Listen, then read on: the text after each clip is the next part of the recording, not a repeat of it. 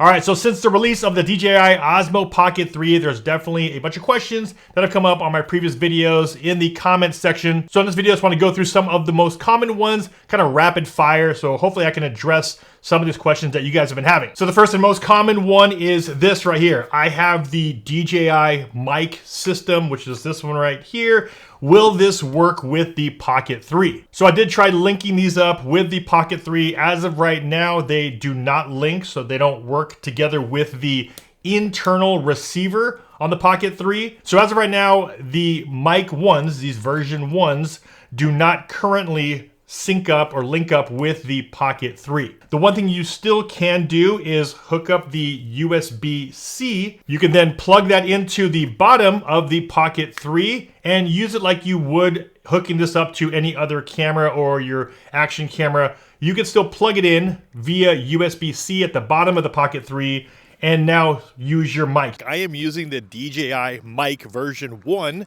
And what's cool is that the USB-C port on the Pocket 3 does accept external microphones. So this is the version 1, DJI Mic 1, and I'm hooking up the receiver to the very bottom of the Pocket 3. So at least we know that works, and maybe DJI will allow us to use that in the future. Like I said, I don't know if it's a hardware thing. And that brings us to this one, the Pocket 2 microphone. If you guys don't know, the Pocket 2 also had an external mic. You have to use it with the do-it-all handle. But as of right now, I can't get this one to link up either. So from what I know at this point, the Pocket 2 microphone does not link up with the Pocket 3. Now, sticking with the idea of external audio, the one thing you can do, just like we did here with the DJI Mic System 1, that USB-C port at the bottom does allow you to use external microphones. So if you wanted to use something like this, a shotgun mic, this has a 3.5 out.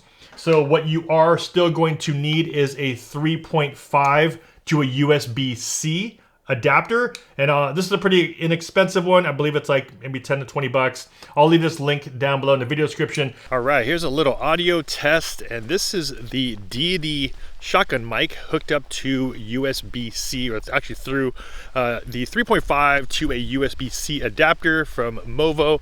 But how does the audio sound? Testing 1, 2, 3, 4, 5. This is a little shotgun mic from DJI, so I just want to test out using an external microphone. I did try the Rode Video Micro. I did test out the DJI. I did test out the Rode Wireless Go systems. The next common question that came up, I have a Pocket 2 and I have a bunch of filters for my Pocket 2. Will the filters from the Pocket 2 work with the DJI Pocket 3? And the short answer to that is no. The camera is much larger on the Pocket 3, and these filters don't even sit right on them. They kind of move around because, like I said, the camera is a lot bigger. Jumping back over to the DJI Mic 2, some people had questions. Can I hook up two Mic 2s to the Pocket 3? The answer is yes. If you guys saw my previous video, you are able to hook up two of these mics to the Pocket. And again, the benefit of that is you don't have to have any receiver hooked up to it. Guess what I did at school today, Aiden? What?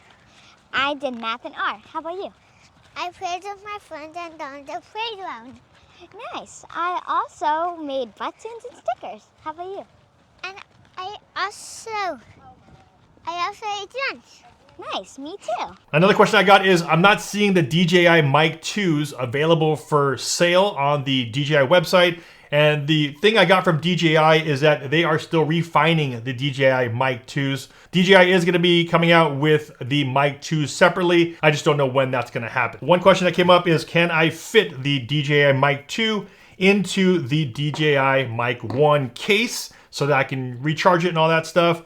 The answer is no. The Mic 2 is a little bit chunkier, so it does not slide down into the case, and the charging pins are offset. Next question I got is about the touchscreen, about powering it on, powering it off. You can twist it to turn the camera on, as well as if the camera's off, just like that. Let me turn it off.